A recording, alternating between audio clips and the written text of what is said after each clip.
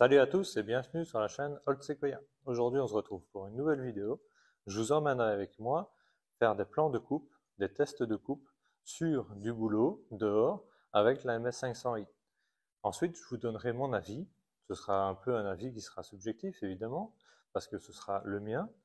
Mais on fera par la suite une synthèse de tous les points positifs et négatifs que j'ai pu recueillir auprès de différents particuliers et professionnels du domaine qui ont la 500i, qui l'ont utilisée durant plusieurs années et qui la connaissent un petit peu dans les moindres détails, qui peuvent dire telle et telle pièce sont à vérifier, à contrôler, ou il y a telle ou telle faiblesse, et à contrario, cette machine permet de faire ceci ou cela qu'une autre ne pourrait pas. Donc voilà, aujourd'hui, on va ensemble faire quelques coupes, et par la suite, je vous donnerai en résumé un petit peu les points positifs et négatifs de cette machine, tenter de démêler le vrai du faux quant à son système d'injection et quant à son électronique qu'elle embarque. Donc, dernière fois que j'ai utilisé la machine, vous pouvez voir que la chaîne est desserrée, donc c'est des points à faire attention quand vous prenez une machine pour aller travailler. Je parle un peu pour tout le monde, les professionnels le savent évidemment. Ici, je suis plus dans un cadre grand public. Le plein d'huile de chaîne, le plein d'essence, c'est logique. Nettoyage du filtre à air avant de commencer. Quand c'est des filtres à air comme sur la 500i, il convient de faire un nettoyage du filtre de l'intérieur vers l'extérieur. Sinon, vous envoyez les particules fines de l'extérieur vers l'intérieur et ensuite elles sont parties dans le carburateur.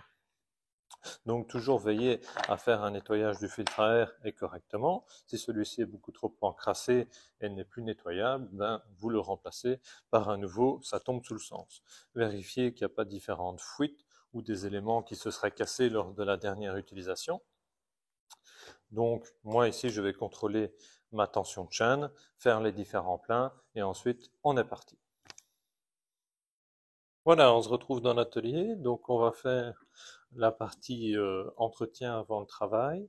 Donc ici, ouverture facile sur la 500i, donc ça c'est un point vraiment positif, un accès facile.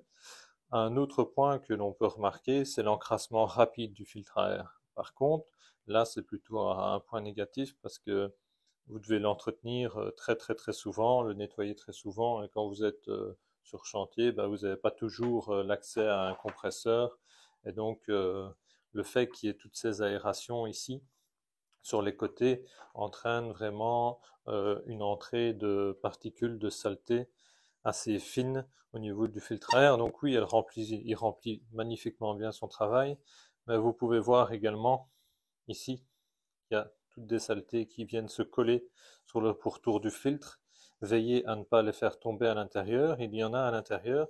Donc moi, si je peux vous donner un conseil, si vous avez un petit peu de pâte ou de graisse, comme on utilise sur les motocross ou motos d'enduro, vous mettez ici légèrement un peu de graisse, d'accord, sur le pourtour, vraiment une fine couche, de manière à vraiment amener le filtre à être étanche et à épouser parfaitement le support du filtre à air. Et de cette manière, le fait d'avoir mis un petit peu de graisse rend encore le filtre plus étanche et donc le risque d'introduction de particules fines au niveau du moteur beaucoup moindre.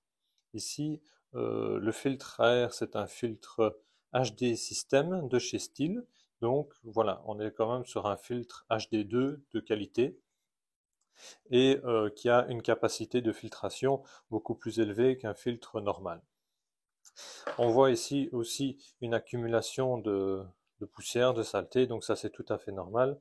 Je vais procéder au nettoyage du filtre et de la partie filtre à air avant de se mettre à travailler.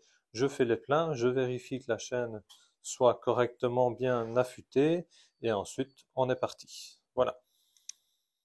Voilà, compartiment du filtre à air nettoyé, donc j'ai complètement nettoyé le compartiment et le filtre à air. Et si jamais, voilà la graisse que j'utilise. C'est une graisse qui est totalement transparente.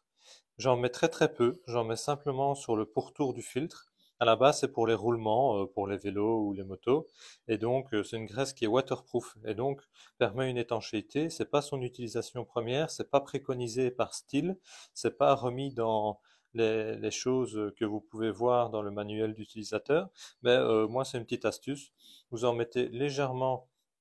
Ici, je ne l'ai pas fait, mais sur le pourtour de la lèvre en caoutchouc, ici, d'accord? Et vous arrivez à étanchéifier vraiment correctement le filtre parce que je trouve qu'il n'est pas totalement occlusif au niveau de son étanchéité et donc des particules s'introduisent. J'ai retourné la tronçonneuse. Ici, on peut voir la partie électronique. Donc ça, c'est la partie un petit peu le cerveau, le CDI, le CU, ce que vous voulez de la tronçonneuse qui va lui permettre de faire les calculs au niveau de l'injection et de donner à la machine plus ou moins de puissance en fonction de ce qu'elle a comme demande, comme contrainte. Et donc voici la partie électronique qui est visible ici. Je passe toujours un petit coup de brosse aussi ici pour pas qu'il y ait d'accumulation de saleté ou autre. Et je vérifie si tout est correct. Ici c'est le cas. Ici je vais démonter le cache du guide et de la chaîne, refaire un serrage. Mais pourquoi je vais complètement le démonter? Ben, pour faire un petit nettoyage au niveau de la lubrification et du pignon d'embrayage. Donc on est sur une machine professionnelle, comme vous le savez, de chez Stihl, qui embarque donc des écrous imperdables, ce qui est une grande facilité pour quand on travaille sur le terrain, ce qui permet de ne pas les perdre, comme son nom l'indique, imperdables. Donc ici, on voit tout un encrassement au niveau du carter, du guide chaîne, c'est tout à fait normal, donc pas d'inquiétude, on a ça sur toutes les tronçonneuses. Ça, vous le savez, comme je dis ici, je donne des explications très générales, très grand public. Désolé si vous l'entendez, mais il y a de nouveau un avion qui passe. Ici, je vais faire un nettoyage, vous voyez, un peu encrassé, mais ça va encore, et retendre la chaîne. Un truc qui est important, et je vous ferai un tuto nettoyage de tronçonneuse quand vous sortez de l'hiver et que vous voulez remettre votre tronçonneuse en état, ou un nettoyage général de votre tronçonneuse. Ici, pour les tronçonneuses d'occasion et pour ceux qui sont amateurs, il y a encore le cachet. Donc on peut voir qu'elle a été très peu utilisée. Effectivement, moi je l'ai une neuve, donc je ne l'ai pas beaucoup utilisée. Comme j'ai plusieurs tronçonneuses, c'est celle que j'utilise un petit peu moins. Et comme le cachet est encore là, on peut voir qu'elle a été peu mise en contrainte. Donc la chaîne est bien aiguisée, pas de problème, on le sent.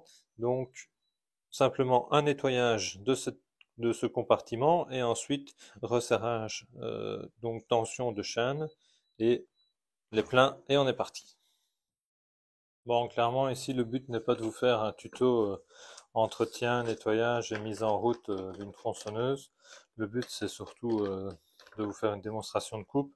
Voilà, je prends un petit peu le temps de vous montrer un petit peu avec moi les différents détails de l'utilisation de comment la tronçonneuse et ce qui se passe un petit peu avant, après, bien que pour la plupart, vous le savez. Donc, bidon d'essence 2 temps, bien agité avant, absolument, parce que sinon, dans la précipitation, on peut oublier, et puis vous vous retrouvez avec un mélange qui est pas mélangé pour le coup. Et donc, résultat, vous tournez avec une huile qui est en suspension. Soit vous mettez que de l'essence, soit vous mettez que de l'huile, mais le fait qu'elle soit pas mélangée vous donne un mélange qui est totalement incorrect. Encore une fois, on voit un cachet ici. Malheureusement, je suis en train de le retirer avec l'essence qui a coulé, mais cachet comme quoi c'est une tronçonneuse qui a été peu utilisée. Donc, si vous devez acheter une 500i d'occasion, comme je fais souvent des tutos sur l'achat de tronçonneuses d'occasion, bah voilà, c'est des éléments qui peuvent aussi vous donner des indices sur le fait qu'elle soit récente ou non. Donc ici, on va mettre l'huile. Donc moi, j'utilise que des trucs style, sincèrement, d'origine. J'achète des tout grands bidons et dans mes grands bidons, ensuite, je retransvase dans un plus petit bidon avec ici un bec verseur, vous voyez, avec un petit tuyau qui permet un remplissage vraiment facile et précis. Et bon, voilà, moi je trouve que c'est beaucoup plus pratique d'essayer de verser avec un grand bidon. On en met toujours partout. Ici, j'ai pas mis une seule goutte à côté. C'est propre et rapide, facile. Donc, que demander de plus? Et voilà, les pleins sont faits d'huile et d'essence. La tension de chaîne, c'est bon. Donc voilà. Et pour le reste, la tronçonneuse a été nettoyée. On va faire un petit test de démarrage. C'est con d'aller jusque là-bas si elle ne démarre pas. On ne sait jamais, on n'est pas à l'abri d'une panne ou quoi que ce soit. Et une fois qu'on est sûr qu'elle démarre, qu'elle tourne correctement, on la prend et on va faire un test. Quand je vous fais une présentation un peu plus détaillée de la 500i, je vais vous mettre aussi en avant un petit peu son utilisation. Donc, contrairement aux autres modèles, elle a une pompe d'amorçage, une poire d'amorçage. Pourquoi? Parce que cette tronçonneuse fonctionne avec un injecteur pour pas qu'il y ait de bulles d'air entre le tuyau d'essence qui arrive au réservoir, donc sur la crépine, et ensuite l'injecteur. Il est nécessaire d'amorcer la tronçonneuse. Quand amorcer sa 500i? Avant la première utilisation, si vous ne l'avez pas utilisée depuis la veille ou depuis un moment, vous devez pomper entre 6 et 8 fois sur la pompe d'amorçage. Ensuite, vous appuyez sur la valve de décompression et vous avez l'élastostart qui vous permet un démarrage plus facile. Si vous venez d'utiliser votre tronçonneuse que vous ne l'avez pas utilisée pendant un quart d'heure, il est inutile de réappuyer sur la pompe d'amorçage pendant un court laps de temps. D'accord? Pas besoin de réamorcer la tronçonneuse, elle reste amorcée quand vous ne l'utilisez pas entre deux actions de tronçonneuse. Par contre, si vous ne l'utilisez pas, on va dire plus d'une demi-heure, et qu'elle a eu le temps de refroidir, là il est nécessaire de réamorcer entre 6 et 8 fois au niveau de la poire d'amorçage et ensuite vous refaites le démarrage standard. Donc voilà, on se retrouve avec la MS500i dans le bois. Donc j'ai pris ici un tronc de bouleau. Le guide monté sur la 500i de base est de 50. Donc ici, quand je mets le guide, bon, on a un tronc, on va dire, qui a entre 40 et 45. Donc voilà, pour un guide de 50, c'est adapté pour notre petit test du jour. Ce qu'on va surtout faire, c'est que on va voir un petit peu à quelle vitesse la tronçonneuse coupe le tronc et avec quelle facilité on le fait, aussi l'éjection des copeaux. Ici, on a comme seul ami les oiseaux, les rouges-gorges, les mésanges. Je leur mets régulièrement à manger, donc on n'oublie jamais que c'est leur habitat, leur milieu. On vient les déranger avec des tronçonneuses qui sont très bruyantes. Parfois, ils sont en période de nidification, donc voilà, on perturbe un peu leur environnement et donc moi, en contrepartie, j'essaye toujours de leur aménager un tronc malade pour qu'ils puissent faire leur nid, quelques branchages et leur mettre du manger ici ou là. Donc toujours dans le respect de l'environnement et toujours essayer de déranger le moins possible.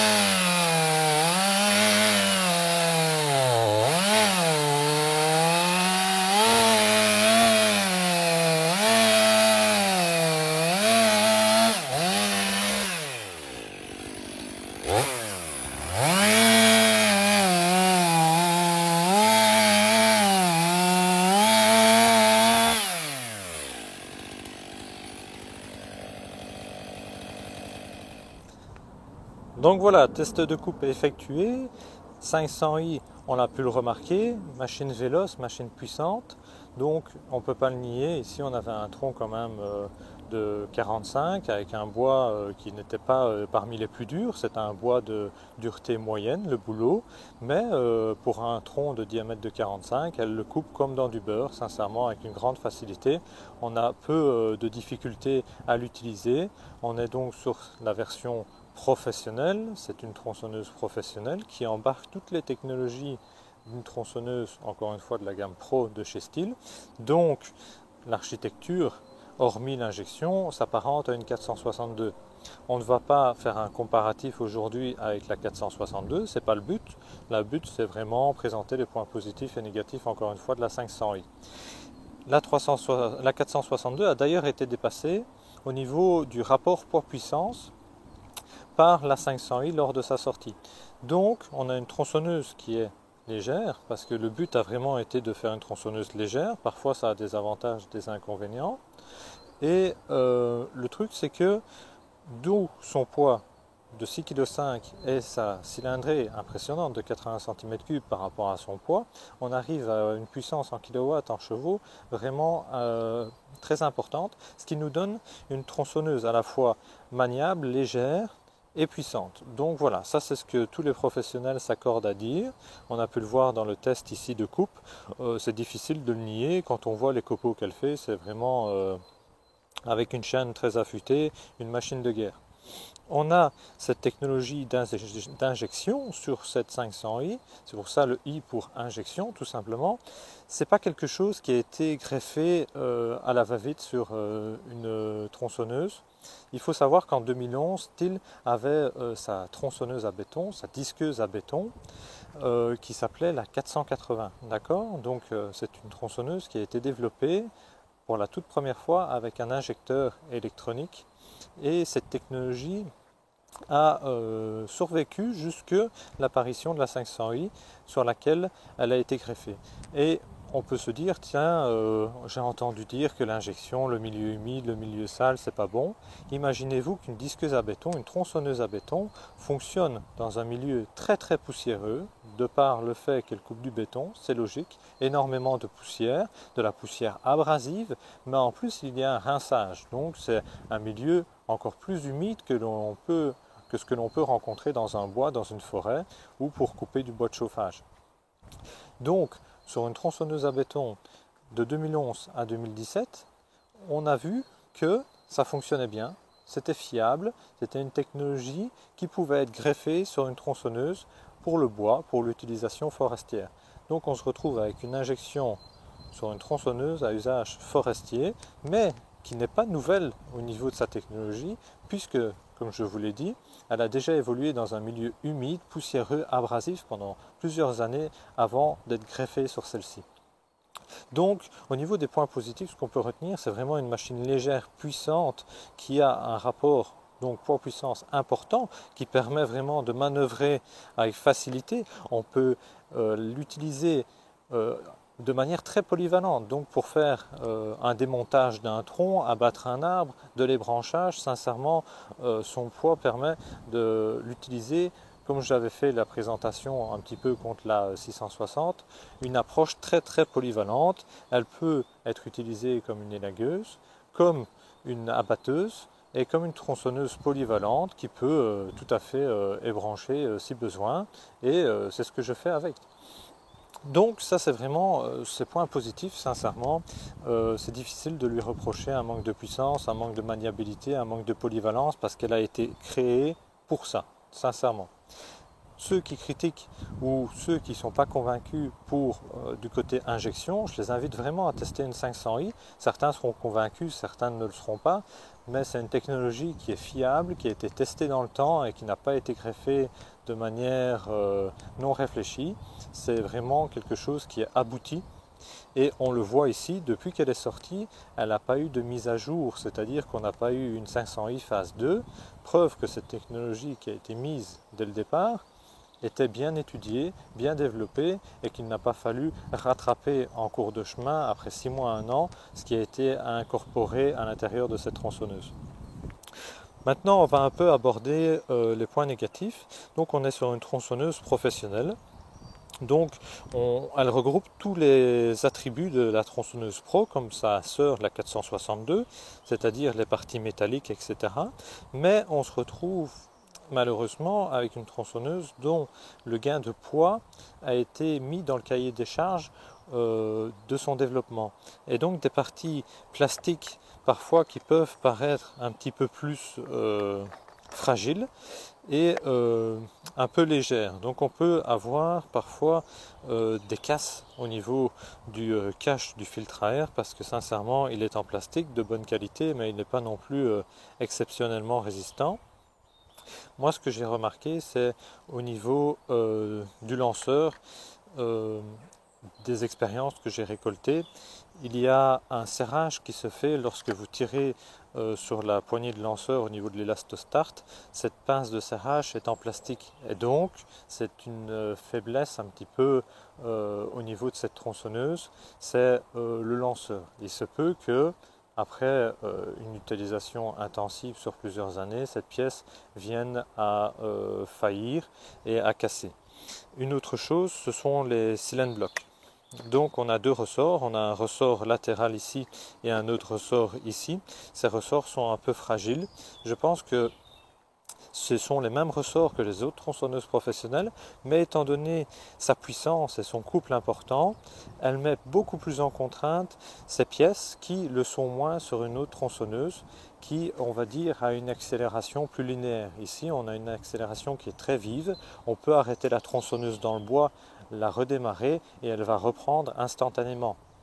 Donc ça, c'est un point positif, mais qui entraîne malheureusement une usure peut-être prématurée de certains organes périphériques, comme le système anti-vibration, le système qui permet d'avoir un confort au niveau de l'usage de la tronçonneuse.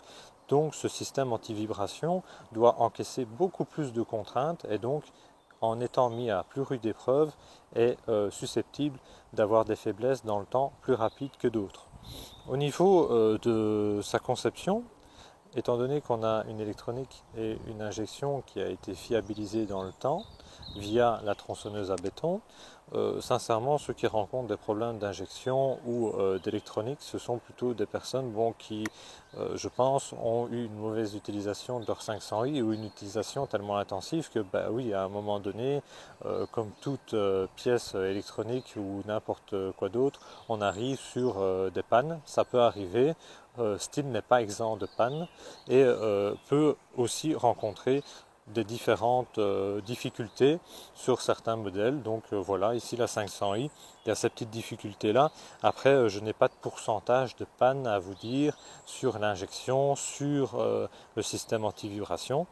Au niveau du tuyau de la pompe à huile qui amène l'huile directement dans le kitchen, il peut y avoir aussi des remplacements à faire après 2 ou 3 ans, mais ça, encore une fois, ça fait partie de l'entretien de votre tronçonneuse. Donc, remplacer une pièce parce qu'elle est venue à terme au niveau de son utilisation, au niveau de son usure, ne veut pas dire que la tronçonneuse n'est pas fiable. C'est comme dire, oh, ma tronçonneuse n'est pas fiable, j'ai dû remplacer le guide et la chaîne. Ben non, c'est du consommable. Donc il y a tout un tas de pièces consommables, comme le système anti-vibration, comme les différents éléments de la pompe à huile qui peuvent s'user dans le temps, qui eux sont aussi amenés à être remplacés, tout comme le lanceur. Il ne faut pas oublier que on a une tronçonneuse avec beaucoup de compression. On a la valve de décompression, mais tout de même on le sent quand on doit démarrer la tronçonneuse, malgré l'élastostart, on sent qu'il y a quand même une vive résistance. Donc voilà, c'est une tronçonneuse qui a ses avantages et ses inconvénients.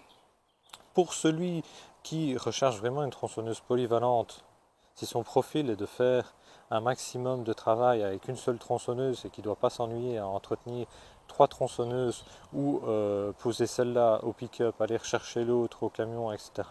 Ben voilà, vous en prenez une et vous savez tout faire avec. Dans 80% des cas, vous savez vous en sortir avec une 500i. Mais bon, après, il y a certaines personnes qui ont un profil qui se disent, ben voilà, moi je suis plutôt partisan d'une 462, d'une 660. Pourquoi? Parce qu'elle a une architecture que je connais, un carburateur soit sans électronique, comme une 460 vous pouvez prendre, puis la 461, 462, et donc 462 avec un carburateur électronique. Vous êtes plus à l'aise avec cette technologie, vous avez plus confiance, et bien ça c'est votre choix. C'est comme dire je préfère une boîte manuelle à une boîte automatique en utilisation. Il y a des avantages, il y a des inconvénients. Dans certains cas elles sont plus performantes, dans certains cas elles le sont moins.